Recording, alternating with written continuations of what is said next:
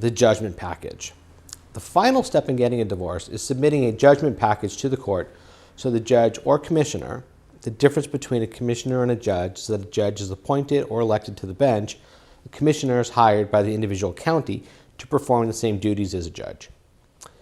You have to agree to have your case heard by a commissioner. Oftentimes they are more experienced and are excellent judicial officers based on their experience, especially in difficult areas of the law like family law, where having experience and a good nose for liars is crucial.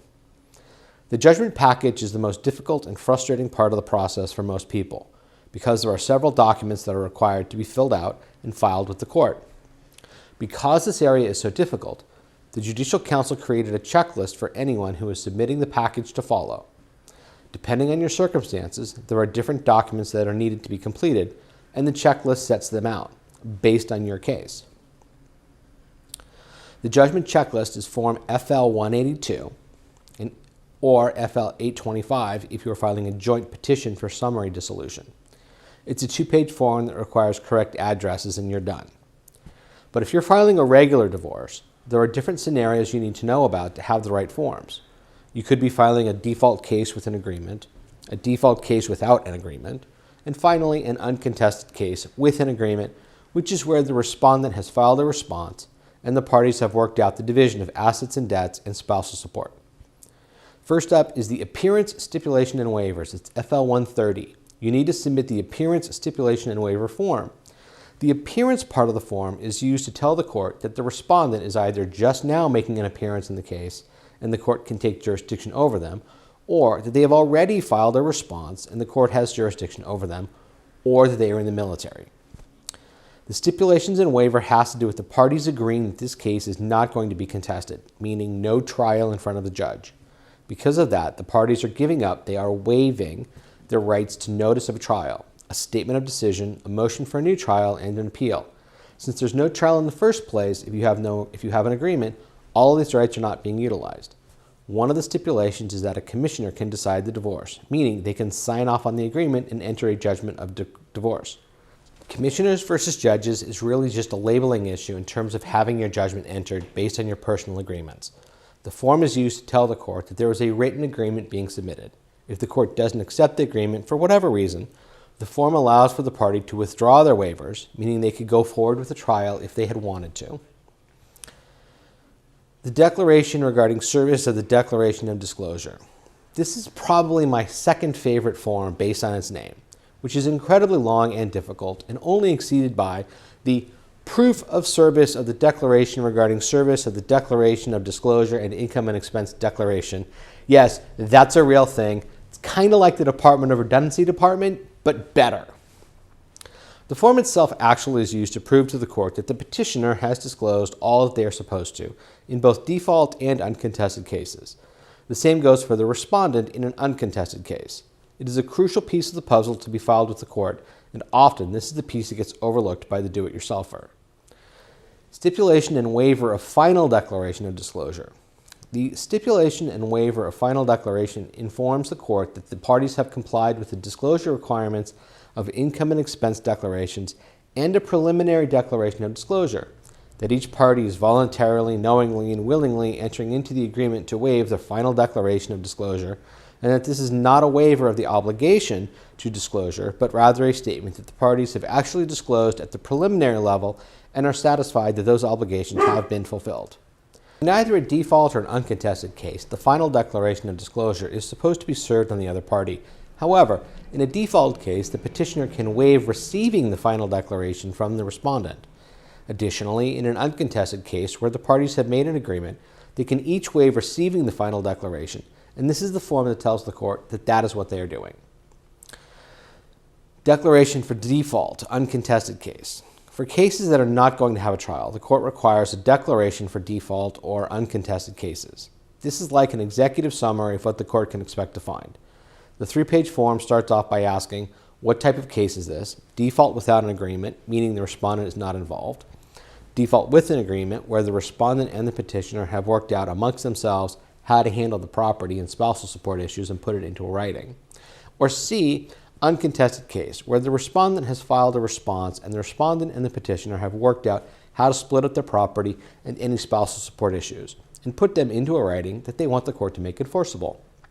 The second section of the declaration deals with how the issues of disclosure has been handled. For the purposes of this video series, which assumed you did not have children, I'm going to skip to Section 8, which deals with spousal support. And here is where the parties tell the court what they are doing about it. If they are giving up the right now and forever to seek support, or to reserve jurisdiction for a possible later return to ask for money, this is where it gets covered. Section 9 is parentage, so I'm not going to cover that in this course. Section 10 deals with attorney's fees, and since you're doing it yourself, you probably do not have an issue here.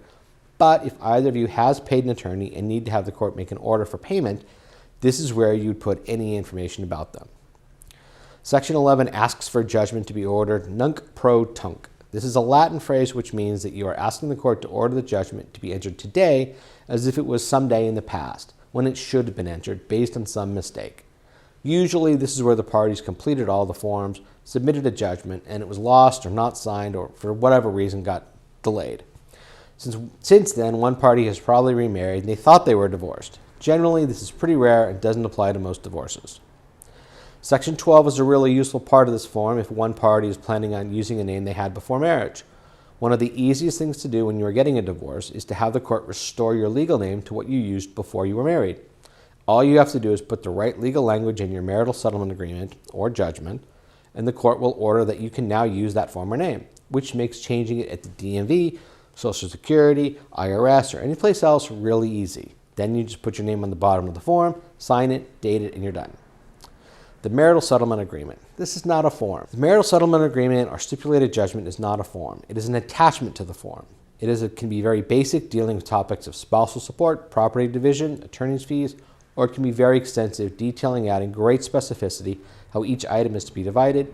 Part of the package is generally customized and covers things like life insurance, general releases of liability, tax filings, essentially anything that you and your ex would want to put in writing so that a judge could enforce it. The judgment form, FL 180.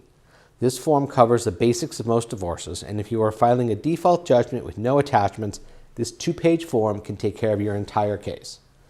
Section 2 is where you tell the court where this was a default or uncontested or contested case, or there's an agreement. It is also where the judicial officer's name will go and the appropriate department. Section 3 says when the court acquired jurisdiction over the respondent and how, either by service of process, like in a default case, or when they filed a response with the court. Section 4 is filled out by the court and is the date that you and your ex are now single and can go to Vegas and do it all over again. Of particular note in this section is 4.F, which is where any name change needs to be done if you are restoring a former name. Section 4L deals with spousal support, and you should pay close attention to what is being marked here before you submit it to the court. If you are going to be receiving or paying support, you need to make sure the correct box is checked. The terms of spousal support can be in a marital settlement agreement or stipulated judgment, or you can use the spousal partner or family support order attachment. That's Form FL 343. If you are terminating support and the right to receive it, you should be certain that the correct box is checked here. Section 4M handles any property to be divided and tells the court where to find how the parties are dividing their assets. You can use a customized marital settlement agreement, or you can fill out a judicial counsel form called the property order attachment. That's Form FL 345. The judgment form and any attachments need to be provided to the court along with 4 copies for a total of 5 copies. The clerk will return 1 copy to each of you and 1 for each of your lawyers if you have them. Notice of entry of judgment and 2 stamped envelopes also has to go. The final part of the judgment package is the notice of entry of judgment form. This lists the address for the petitioner and the respondent so that the clerk can mail them executed copies. You need to file this document with 2 stamped pre-addressed 9x12 envelopes if you have a big judgment, or a smaller envelope if the judgment can be folded and put in it. So that's all there is to doing your own divorce, about 20 forms and a couple of stamps. Easy peasy, right? Yeah, not so much. If you have questions, please feel free to post them and I'll do my best to answer them. Good luck, and remember, when this process gets too crazy, take a break, go get a cheeseburger and a chocolate shake because they will always make you feel better.